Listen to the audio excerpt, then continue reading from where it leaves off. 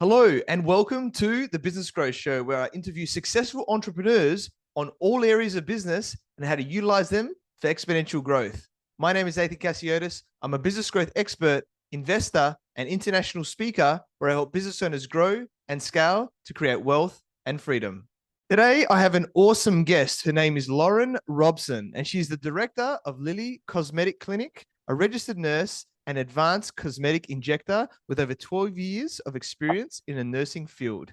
And her nursing background includes aged care nursing and mental health nursing, where she worked as a mental health nurse for 5 years before leaving her job at the hospital to focus on Lilly Cosmetic Clinic full time. And Lauren holds a bachelor's in nursing and graduate diploma in cosmetic nursing, AACDS, which puts her above other cosmetic injectors due to the more advanced trainings, as well as her many years of experience as a cosmetic injector, and incorporated in her graduate diploma included all dermal therapy and laser trainings, as well as advanced cosmetic procedures. Lauren has an aesthetic eye for detail, proportion, and natural beauty, always remaining on top of her game, truthful and honest. You can be sure you'll receive quality treatments with her. And she also enjoys continuous skills and training, always keeping on top of newest advances, techniques, and research in the cosmetic and beauty world. Welcome, Lauren Robson, and thank you for being on the Business Growth Show. Thank you so much, Ethan. I appreciate it. What a beautiful intro. You're very welcome. It's amazing to have you here, and I'm sure it's going to be a great interview, yeah, for everyone watching and listening today. So you are a successful entrepreneur. So for those people who don't know who you are, yeah, introduce yourself by telling us a little bit more about you and your journey. Okay, no worries. Well, I am a cosmetic injector. I primarily focus my time on my business and, of course, like my kids and all that sort of stuff. But I've been in business for 8 years. I started when my eldest son was 4 months old. I realized pretty much after I'd finished my nursing degree and I was working in the hospital that I didn't want to do the shift work for the rest of my career. Because my mum's also a nurse, so she worked shift work like most of my life, or all of my life. She's still a nurse now, and she missed out on a lot of my things at school. Like if I got an award or if I was doing a performance or something like that, she couldn't make it, so my grandparents made it instead. And I thought to myself, I don't want to do that. I don't want to miss those times for my kids. So I started to look into different avenues of nursing. And before even like doing nursing, I was really interested in the beauty field. I wanted to do something like hair or beauty, but it was my mum that deterred me. And she said, "No, Lauren, I think you should become a nurse." She saw the compassion in me and she thought I'd be really good at it. And so she said she'd help me with my fees and everything. So I went ahead and I did my nursing degree. And then obviously loved mental health nursing, got a full-time position there after I did my new grad program. Um, and then when I started to look into different avenues of nursing that I could probably move into when I started having kids, that's when I found cosmetic nursing. And I went and I got some anti-wrinkle injections just for myself, and loved it. Just around my eyes. At the time, I was quite young. I think I was only 22. And they were looking for a nurse at the time. And I thought, okay. So they started training me, and my protocol doctor, who I still have now as my protocol doctor, he did my initial training and I worked there for a while, but I just didn't like the business model. I found that I wasn't the one doing the consultations with the clients, and I didn't like that part of it. I thought I could probably do a bit of a better job. Plus, I could make like better relationships with these clients if I could do the consultations. So in the end, I thought I'm just going to start my own business. I think a pretty good business mindset. But I had no business skills in nursing. We have no business skills at all that we learn.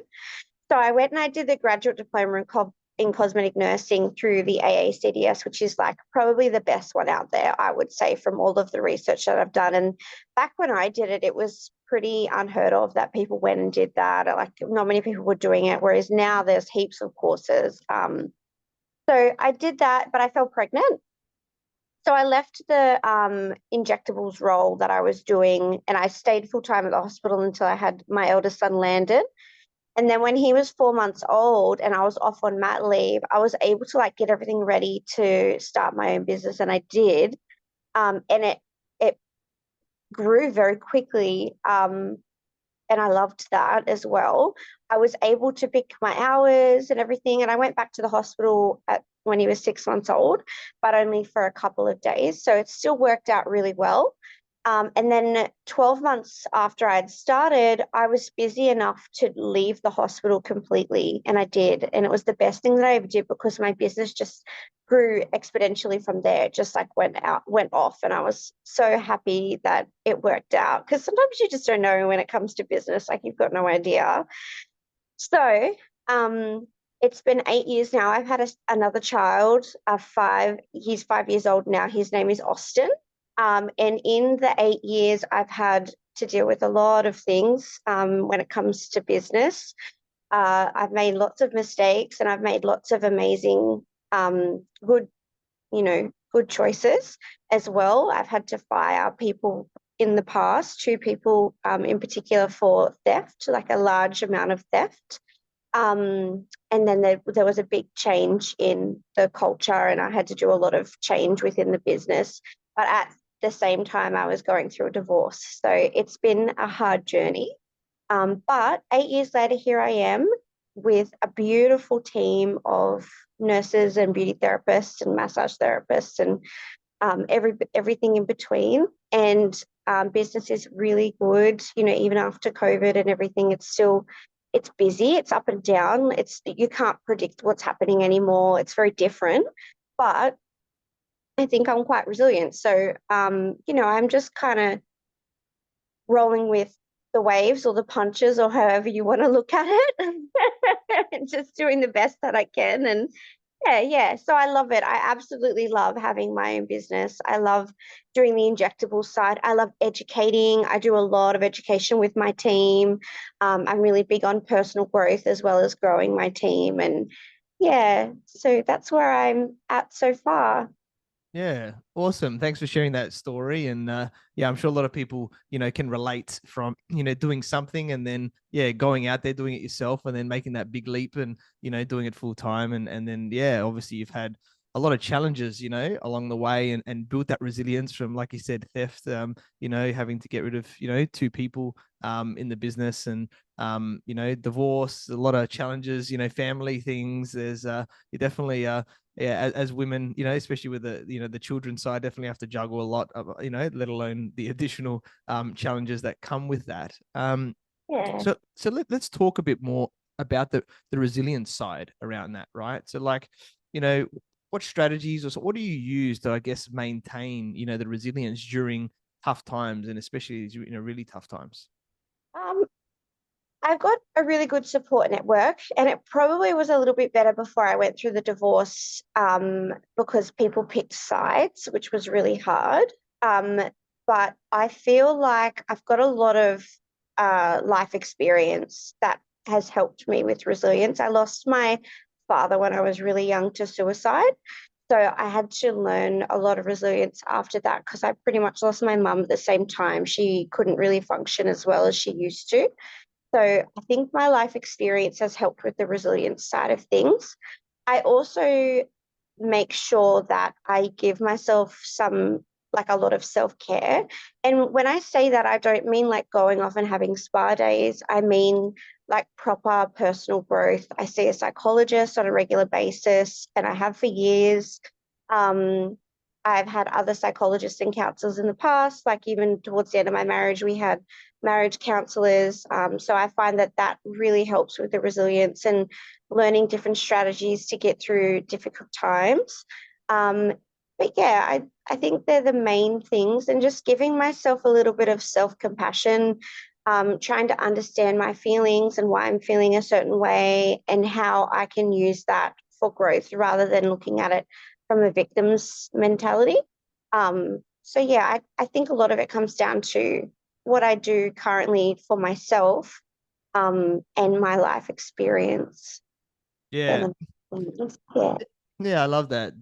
I think that's really powerful self-compassion, the self-care that you said. I think that's, really important that a lot of people need to be aware of. And like, you said all those elements and looking for people that can help, right? Externally, and help you with those strategies, like you said, with the psychologists, counselors, everything like that, that can help you through challenging times because you don't always have to do it by yourself, but having the support around people can obviously help in those Yeah. ways. So I love all of that. Really powerful. And um, Let's now talk a little bit more on the business side, right? Because you've had, a lot of staff, you've had, challenges in business, you've had a lot of success in business, which is great as well. And, leadership is really important, in business in terms of what we do, because we can't do it all ourselves, maybe when we start, but, after that, we need to be a leader and help do that. So, a lot of people think a little bit differently about like what leadership is, or maybe what qualities and things, create. So do you want to maybe share your thoughts around the qualities, to be essential for great leadership? Yeah, definitely. So when it comes to leadership, I actually, when I was doing my graduate diploma and also at university, we had to work out what kind of leadership style we have. And I've actually got a laissez-faire leadership style, which probably isn't the best one as an entrepreneur, because a lot of my team I've realized have needed a little bit more direction in their roles. So I've had to adjust my leadership style throughout the years and try and have a little bit more understanding on what each individual needs of my team members have been, as well as my clients that come through the door and everything. I definitely think that having what's the word? I've had a mental blank, but having emotional what is it called? Like Where emotional intelligence? Yeah, emotional intelligence. Yeah. Having really good emotional intelligence is super important when it comes to being a leader, because you'll be in positions like in meetings, whether it be one-on-one or in group meetings, where things will come up and they may be triggers for you. But having that emotional intelligence really helps you to get through those times and still be the leader that they're wanting you to be and that you really need to be as well. So I think having really good emotional intelligence is important. And a lot of people don't know what emotional intelligence is. When I have new team members come on board, I do a lot of education around emotional intelligence. And I think having the mental health training that I've had in the past really helps with that. I'm really good at reading people as well. I didn't quite understand that I was very good at reading body language, but I've worked that out as well on my own. A lot of people have said, you're really good at reading body language. No one's quite understood me like that before. But yeah, so trying to understand people's body language and their actual language and, the way that they, like, the way that their emotional regulation and control is coming out as well when you're having meetings with people. I think that all of that is very important in leadership. They're my top things, I would say. Yeah, definitely. And Completely. Oh, you more go. being a leader, sorry, more being a leader than being a boss. Like, I prefer to show people what to do rather than tell them what to do. And I think that that's the way that I learn as well. And I know everybody's got different learning styles. And so I tend to do it a few different ways when I'm training my team. But I definitely would prefer to lead rather than be the boss. So a lot of my team will see me do absolutely everything in the business, from like cleaning the floors to doing the cash up to, explaining educational wise to each client, even if they're not my clients, and yeah, everything in between. I like my team to know that I don't, I they feel valued for whatever their role is, and I'm there to support them in every single way, shape, and form. Being supportive is very important as a leader, and you really need to be there to support your team in all of the ways, which sometimes can be hard. I Yeah. hope that makes sense. Yeah, definitely. No, there's some awesome points there. And I love it. It's leading from the front, as they say, as you were talking about there, right? You're not just telling Yeah, people, you're getting involved, which is great. And emotional intelligence is a massive one, like you mentioned as well. And I love that you're talking about the body language and reading, and you talked about, understand that people are different, which I think is important too there, because you can't just, be the same for everybody in the way you deliver things, because everyone takes information differently. So I think there was some awesome points that you yeah. Like shared. understanding that, right? Like, a lot of people just think, oh, why can't they just do it this way? Like, I hear this all the time within my business, and I'm like, hang on a second, wait. Everybody has different qualities and everybody is beautiful in a different way, right? And even though they might be frustrating you on the way that they're doing something, but they're doing it for a particular reason. If you just give them the time, sometimes I know it could be some people can take a lot more time to do things, but in other parts of the business, they speed through it, right? So everybody's got different qualities, and understanding those qualities and also educating your team on the different qualities of each individual person within the business. Yeah, I think that's important as well. Yeah, definitely love that. So true. We've all got our gifts, and that's why you got to get people doing the right things, right, where possible in those roles, because and you get to see them shine and the business do really well, at the same time. And let's talk now. I guess what comes with leadership is culture, right? With our team, because we really need to build that up, within our business as well. So, what are some key elements, I guess, of having a positive and productive team culture? Do you think as well?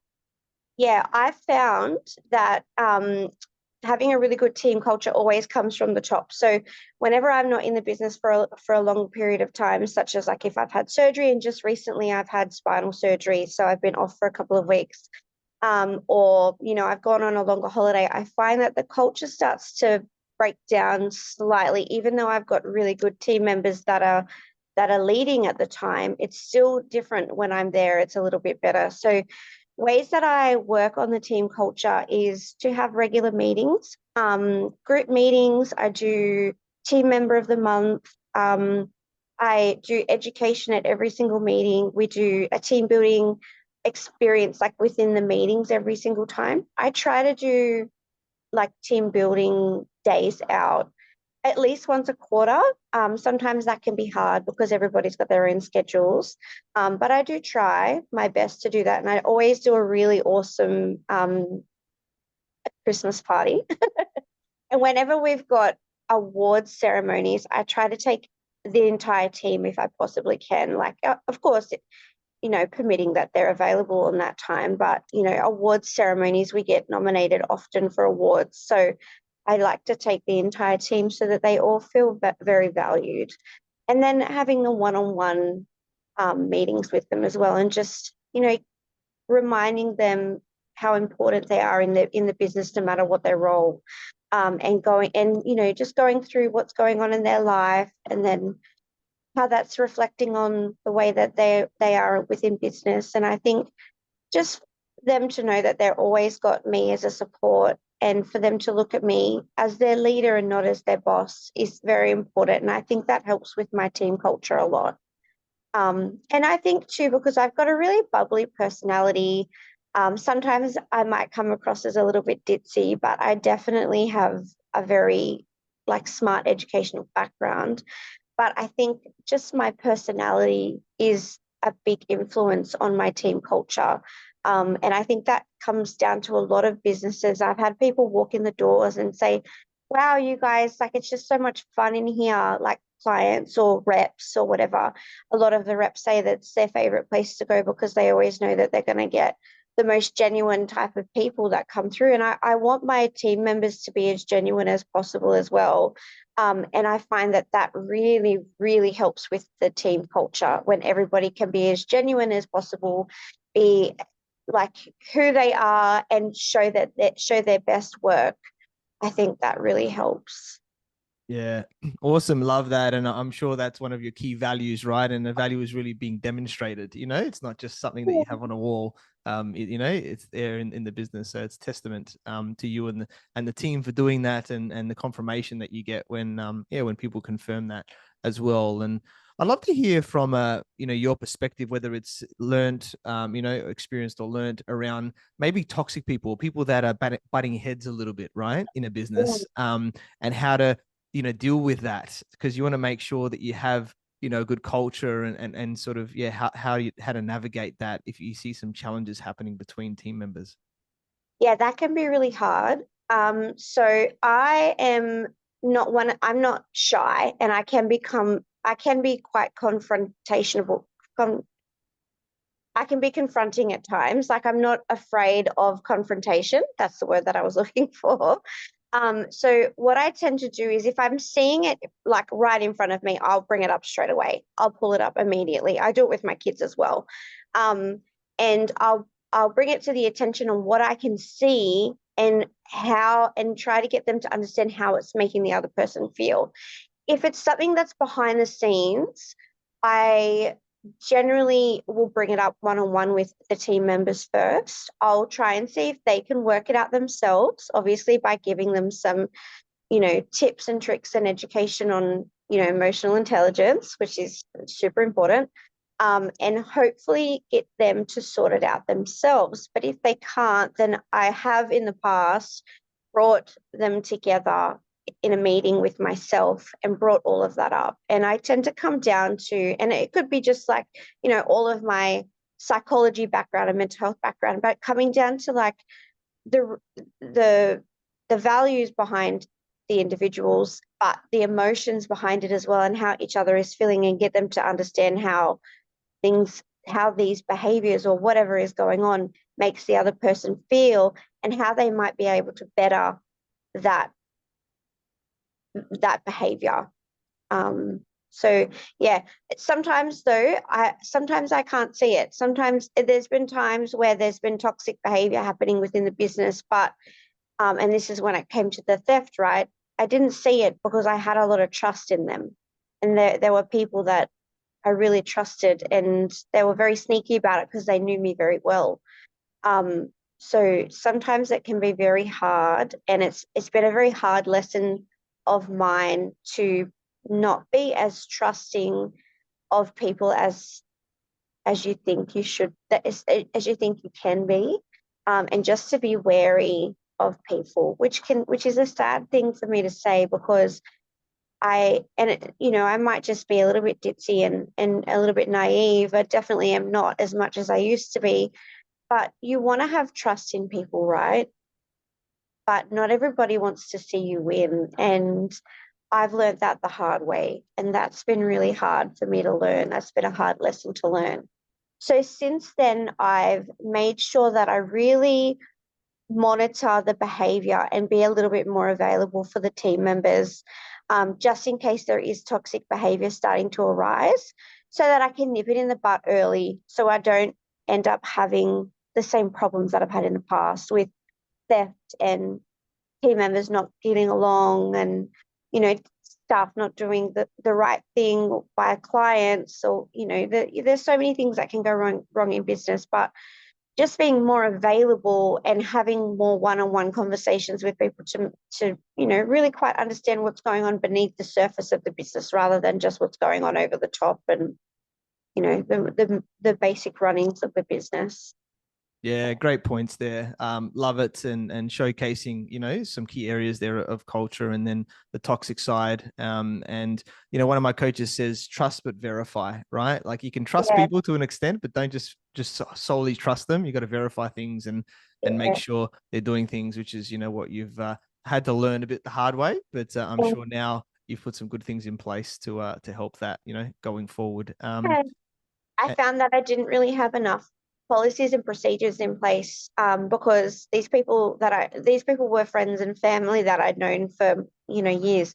One of them was a friend of mine for 17 years, and I wasn't doing enough like checks and stock, like checking stock and things like that. Whereas now we're way more on top of that, and it's very regular, and the team understand why, because some of them were there at the time when the theft was happening, and so that they're like amazing.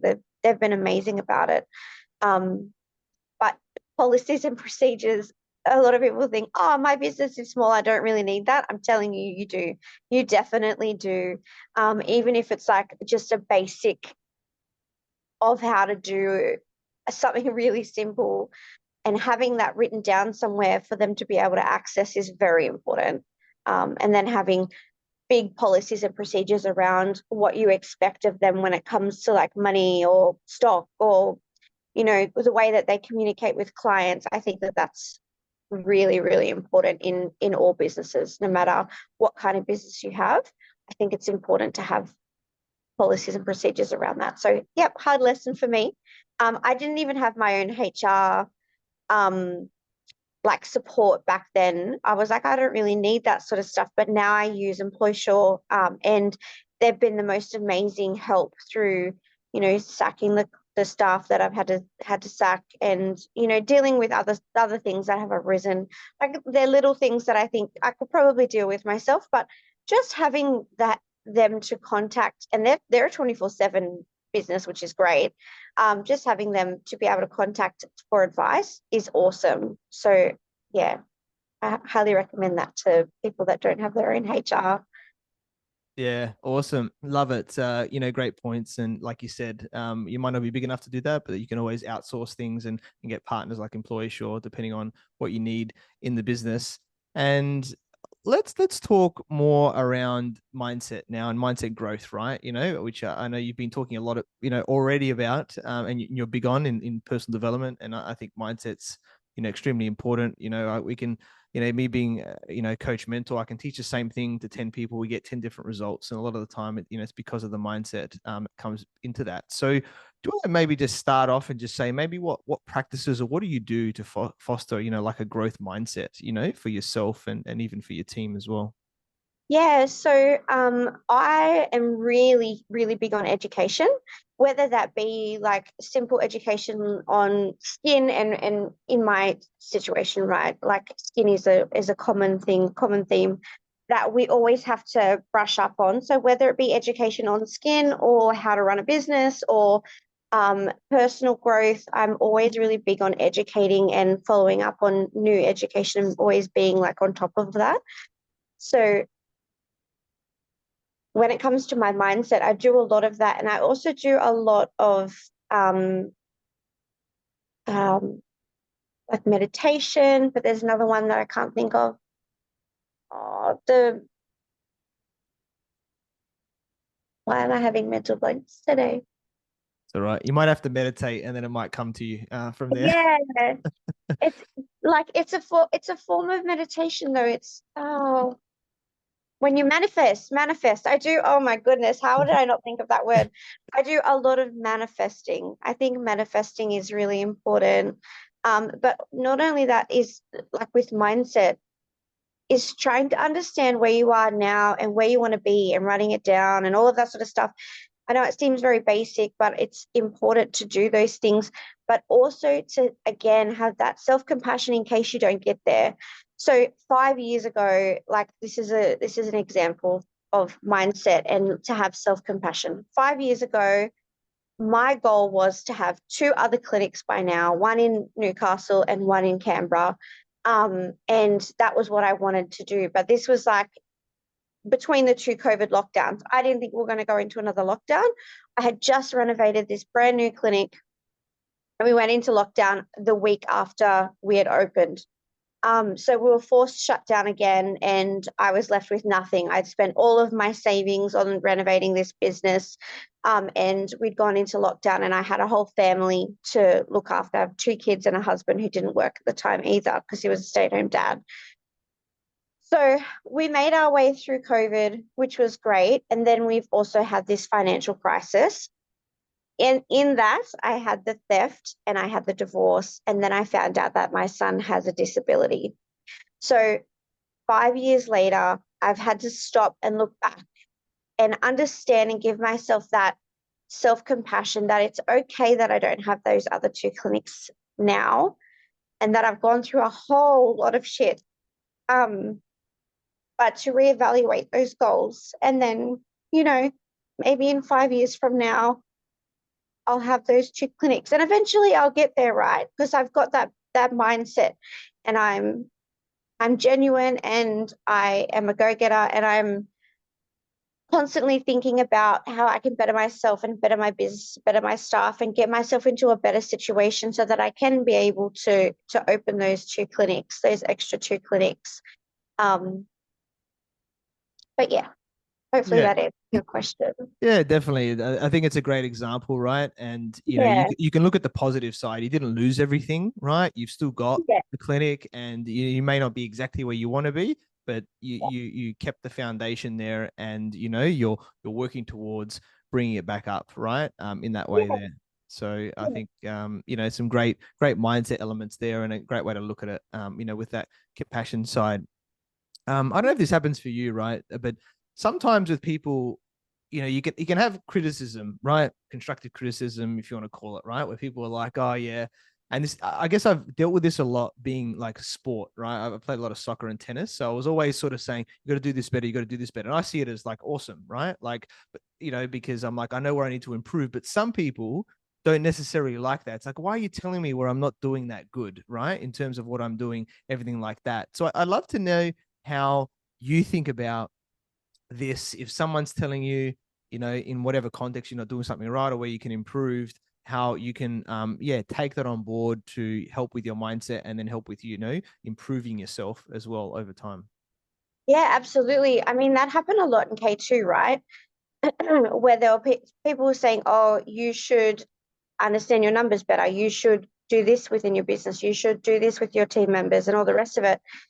I always listen and take things on board. And it like, I know I'm referring to business, right? But this is exactly the same sort of thing when you're about to have a baby. People will give you this advice and all of the things that they know and they understand. But what you need to do is go back, sit down and think about how any of that advice can help you. And you need to be able to implement that within your life.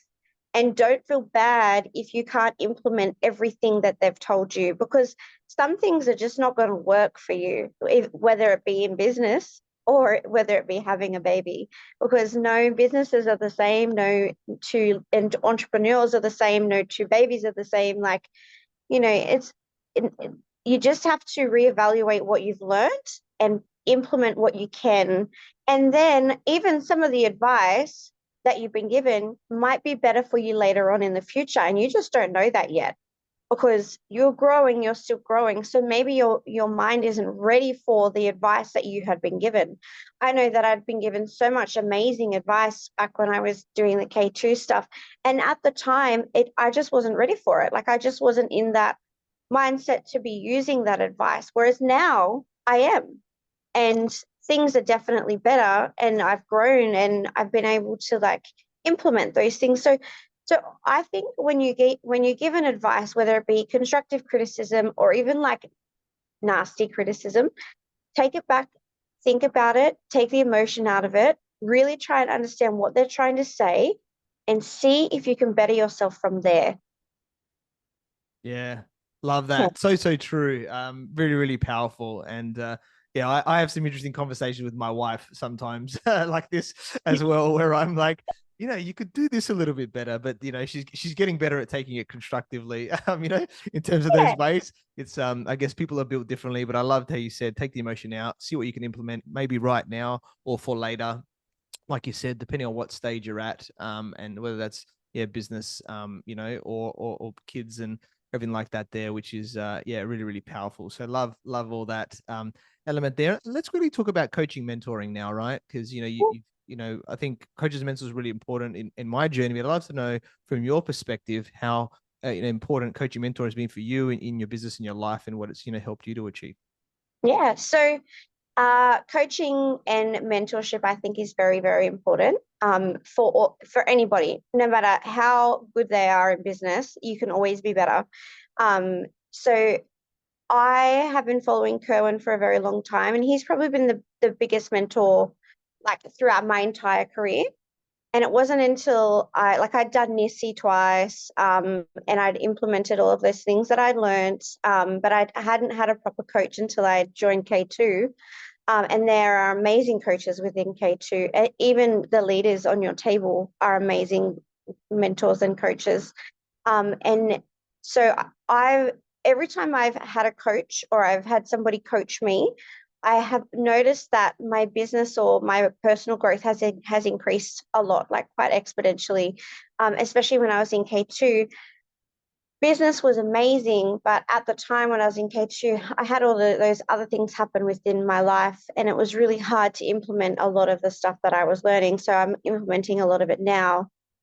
And thankfully now, even though I'm not in K2 anymore, my partner is a coach and he's a very amazing coach. And so he still coaches me through all of my life, everything that's happening in my life and in my business. And he's within my business also. So, and I think that's been a massive learning curve for him as well, because he's always coached businesses from outside, right? But he's never actually seen what goes on fully on the inside. So him being able to see everything from the inside has opened his eyes, and he said that he's got a much greater understanding and what's the word, like love for me and how hard we work within our businesses, because there's a lot of turning wheels that he kind of knew, like, right? That's happening because we tell our coaches that it's happening, but until they see it fully themselves, they don't fully grasp. But I think having a coach or a mentor of any kind is important for anybody to have.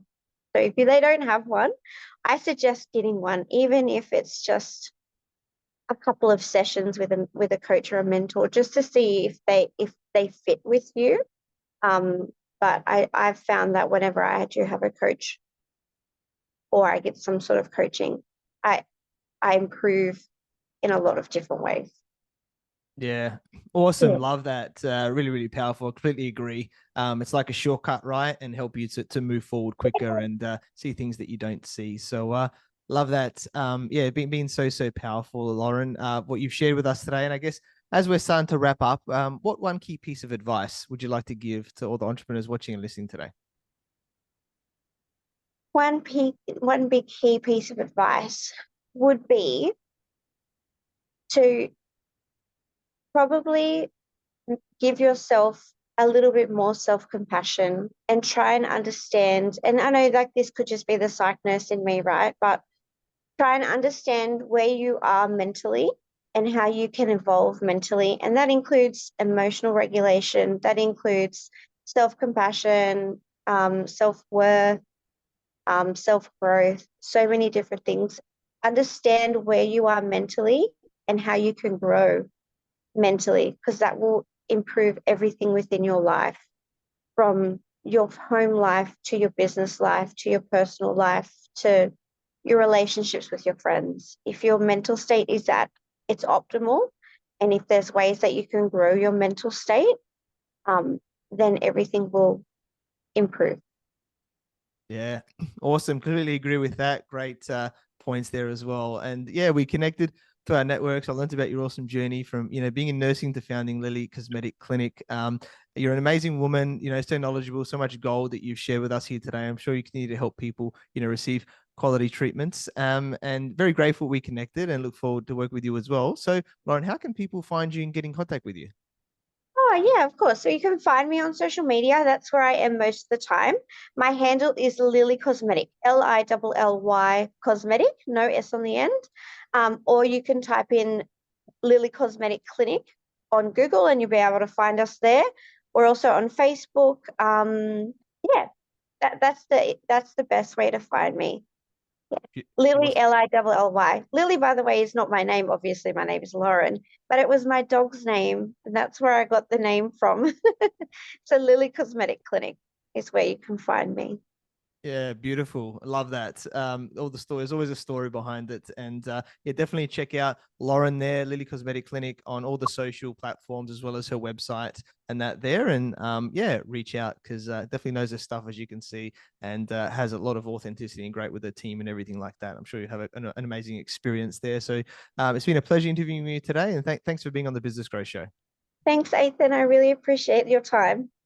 Thank you for watching and listening to the Business Growth Show, where we talk about everything on business growth. And please like, subscribe, and leave us a 5-star review. You can find me on LinkedIn, Facebook, Instagram, and YouTube as Ethan Casiotis, or visit my website, ethancasiotis.com. And if you want to grow and scale your business, you'd reach out to me on any platform to see if we're a good fit.